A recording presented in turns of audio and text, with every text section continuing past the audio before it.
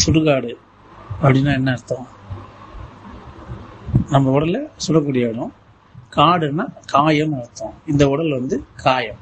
காயம்னா அதுக்கு பேர் உடல்னு அர்த்தம். இந்த உடலை சுடக்கூடிய இடம், அதனால அதுக்கு பேர் சுடுகாடுன்னு வச்சான்.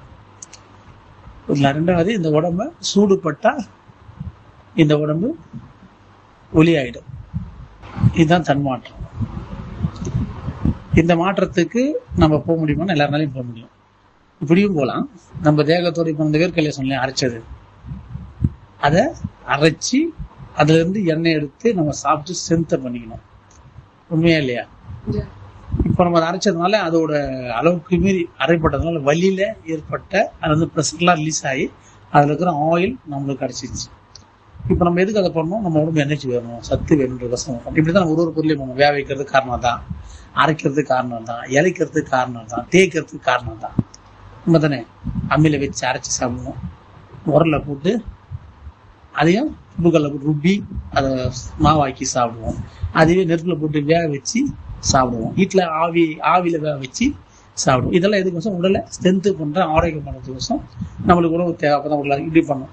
இதே விஷயத்த நீ இதை வேக வைக்காம, இதை ஆவி கட்டாம, இதை அரைக்காம அன்பாய் அதை அரவணைச்சு, புரியுதா சொல்றது? அதுக்கு ஒரு பெரிய ஆதரவு கொடுத்து, அதுக்கு ஒரு பெரிய நம்பிக்கை கொடுத்து, அதுவும் நீ உண்ணுன்ற தன்மை அதை அரவணைக்கும் போது நீ இப்ப இதெல்லாம் செஞ்சு சத்து வந்தது இல்லையா? இந்த சத்தை விட 10 மடங்கு கோடி தன்மை அதிகமான சத்து கூடிய பொருள் எல்லாத்துக்குள்ளே இருக்குது. அந்த பொருள் அன்பினும் பேரொழி உள்ள இருக்குது. நீ அன்பை வெளிக்காட்டினா இதுல இருந்து என்னென்ன நீ சத்து எடுத்தியோ அந்த சத்துக்கு மேல உள்ள சத்து இருக்குது. இப்போ எரிய வச்சாதான் அது ஆவியாக முடியும்.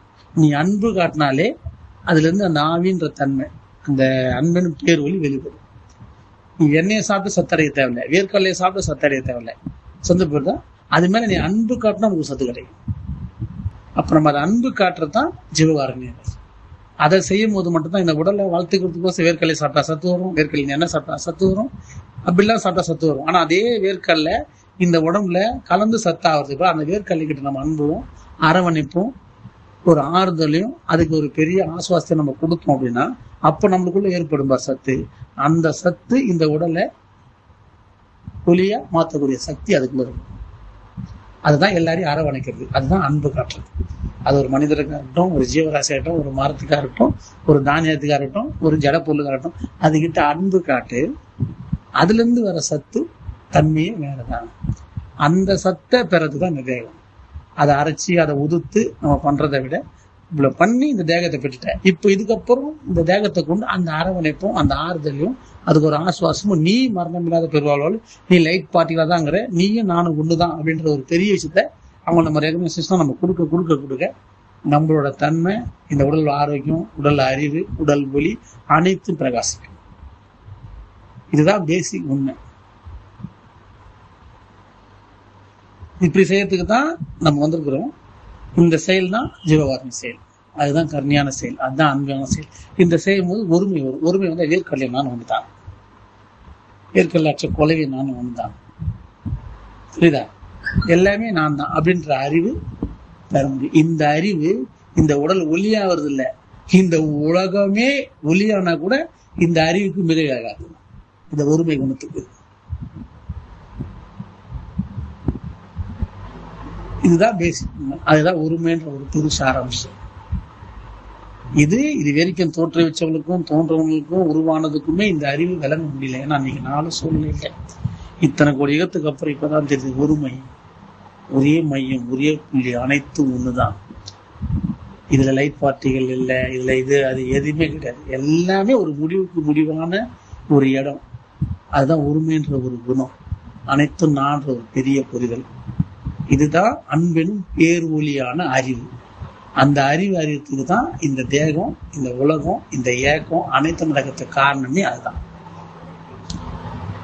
அப்ப அந்த காரணத்தை அறிஞ்சு இந்த உலக அனைத்துக்குமே நித்தியமான பேர்மணியில நடக்கணும்னு நம்ம சிந்திக்கும் போது மட்டும்தான் இது முடிவு பெறும், பெரிய இன்பம் பெறும், சுகம் பெறும், சுதந்திரத்தை பெறும்.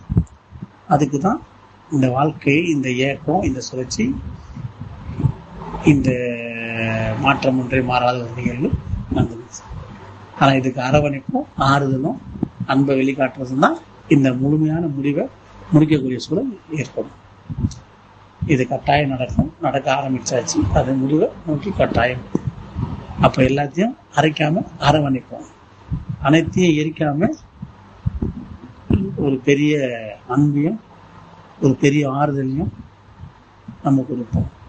இது நடக்கும். இந்த சிந்தனை வந்துச்சுன்னா அப்போ அதுல இருந்து வெளிப்படுற ஒரு பெரிய சத்து, அது பெரிய சக்தி, அதுதான் அன்பெனும் ஒளி. இது வரைக்கும் சொல்ற பேர் ஒளி நம்ம எல்லாரும் வெளிப்பட்டு பார்க்க முடியும். அந்த ஒளியில இந்த உடல் வெந்தா இந்த உடல் பெறும், சுதந்திரம் பெறும். அனைத்தும் ஒண்ணுன்ற ஒரு தன்மை அதுல வெளிப்படும். நான் என்ற ஒரு பெரிய அந்த வாசகத்துக்கான பேரறிவு உங்க எல்லாருக்கும் வெளிப்படும். இது கட்டாயம் நடக்கும். அதனாலதான் நம்ம அன்புன்ற ஒரு வழிக்குள்ள ரொம்ப ஆழ்ந்து போகணும். ஒருமை குணத்தை அனைத்தும் நான்தான் என்ற ஒரு எண்ணம் நமக்குள்ள விளங்கணும். அது